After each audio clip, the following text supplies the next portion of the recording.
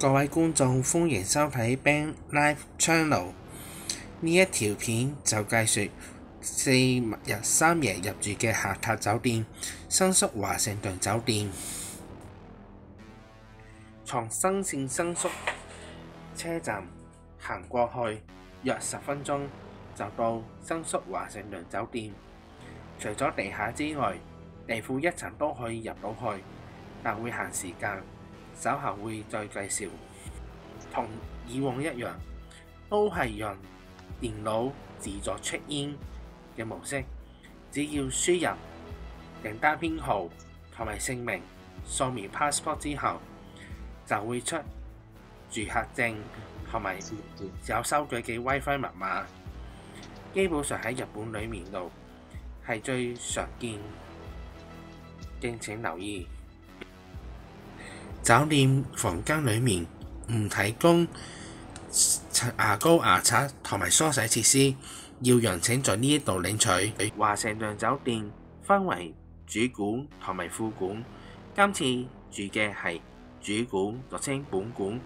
25樓就係食早餐嘅餐廳。25樓嘅餐廳就基本上只有朝早嘅時間提供自助早餐服務，下條片會介紹。酒店房間 Room Tour， 今次訂嘅係雙床房。首先就進行開箱開門嘅時間，首先就攞張房卡拍一拍佢，然後就會有乜嘢大發現呢？就基本上而言就一切正常，只要插張房卡入去，咁就會有光㗎啦。如果你同其他嘅名牌酒店嚟比較，就呢個算係大咗少少，比起東急、東華煙以及 APA 嘅酒店而言，呢個呢就略為大咗少少，但始終都係唔及其他嘅大酒店。呢個房間係比較細，係我住咁多間嘅酒店而言最細嘅一個，都有雙床房，左同埋右都係單人床嘅設計。喺訂房網站係好難揾到有雙床房嘅酒店，而浴缸嘅設計同埋浴室設計亦都普遍為少。就對於大件嘅人士係覺得好唔方便。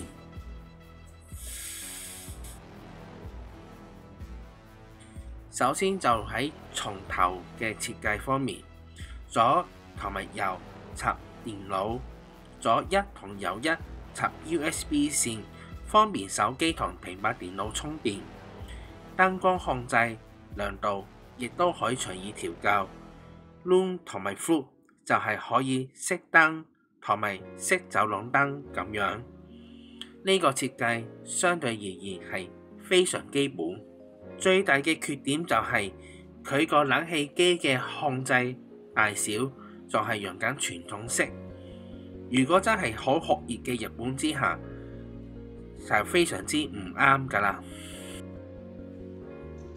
開關門嘅設計亦都有所不同。而家就行去搭 JR 線前往池袋。因為個車站就位於新線新宿嘅位置，因此我仲需要經過京王百貨店嘅通道，先至可以前往 JR 線嘅車站。不過係佢左右側係有商店街為主，基本上就可以做到地下商店街嘅效果。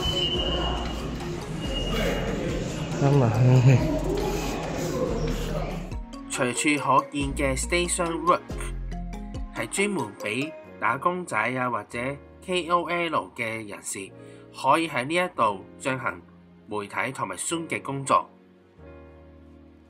不幸消息：西 R3手線發生跳軌事故，全線列車暫停服務。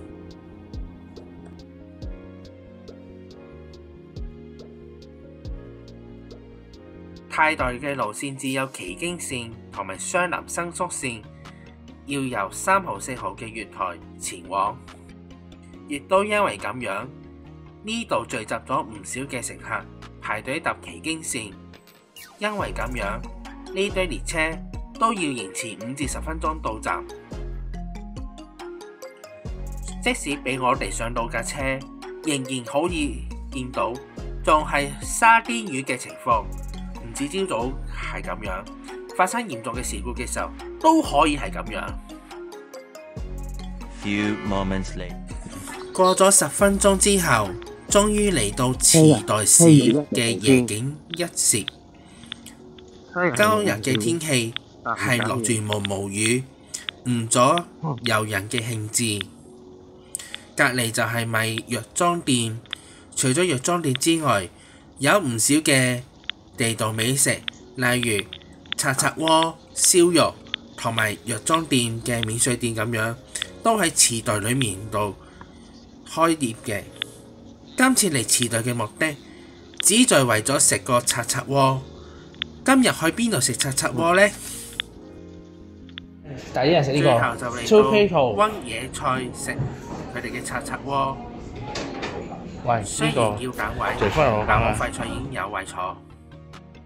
首先俾個菜單我哋，今日嘅菜式就係鴨肉擦擦鍋，擦擦鍋就收3980日元至4180日元不等。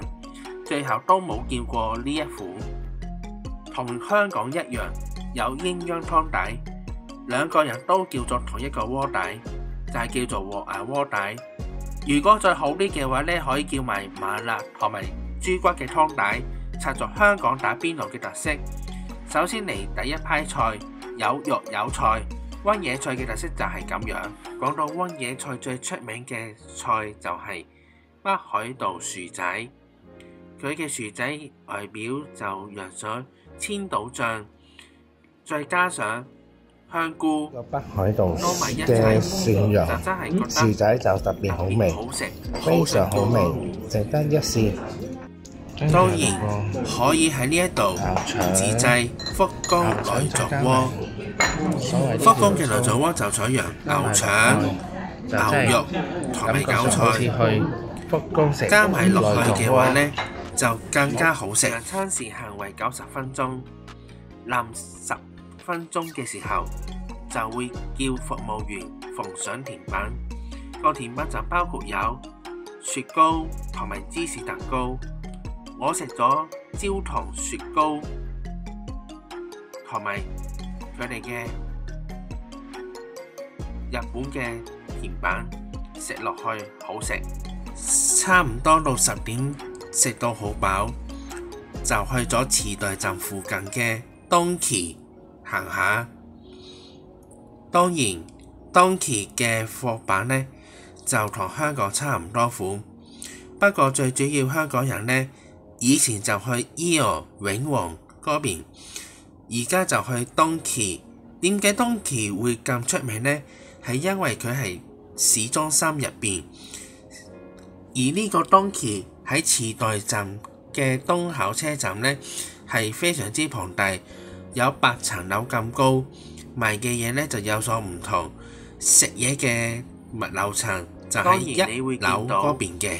韓國貨例如辛辣麵、人參雞湯同埋派菜鍋呢，都喺呢一度揾到。而講到中國菜，例如海底撈同埋網紅辣絲，亦都可以喺呢一度揾到。行完東奇池袋東口店之後，再返嚟池袋嘅景色。而家係日本時間10點鐘，就基本上差唔多鋪頭落閘，回家路途。當然啦，就會搭返山手線返去新宿車站，就基本上喺10點零鐘嘅時候，呢一度就有好多日本人收工返屋企或者去酒店咁樣啦。就終於嚟到山手線月台。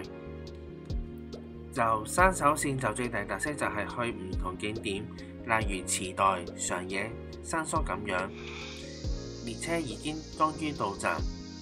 就較早前因為受到人身事故，俗稱叫做跳軌事件而影響到嘅行車運作，因為個時間表嘅編排緣故，所以呢就暫時就出唔到任何嘅資訊喺度。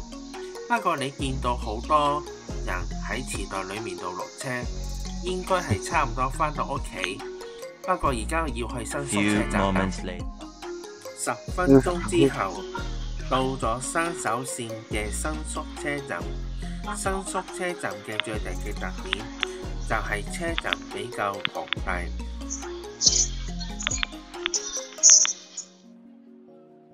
經過京王百貨店嘅地底街，返去酒店。呢度就係賣麻婆豆腐店。其實麻婆豆腐發明於日本。另外仲有拉麵店。呢兩個鋪頭都差唔多叫做閂門咁滯，大約下晝11點鐘左右啦。跟住要穿過呢一條嘅地下街嘅通道，返去酒店。而呢個酒店係位於新線京王嗰邊。要留意嘅係呢個通道晚上11點鐘閂門。我哋去到嘅時候就大概下晝10點40分左右。呢度沿途都有廣播提醒嘅人呢要盡快離開呢條隧道。當到咗下晝10點45分嘅時候，保安人員會叫我哋離開，快啲走咁樣。終於嚟到新宿華城頓酒店，然而喺地下就有一個叫做便利店，方便我哋買宵夜又得，食嘢又得。跟住就成個便利店就基本上好似小型超級市場咁樣，就可以買啲日用品，例如飲蛋啊、杯麵啊咁嘅東西。第一日嘅行程嘅影片分享到此完畢，聽日會去富士山嘅河口湖同埋漁電場嘅精華片段，非常精彩，敬請期待。請拉此片，下片再見，拜拜。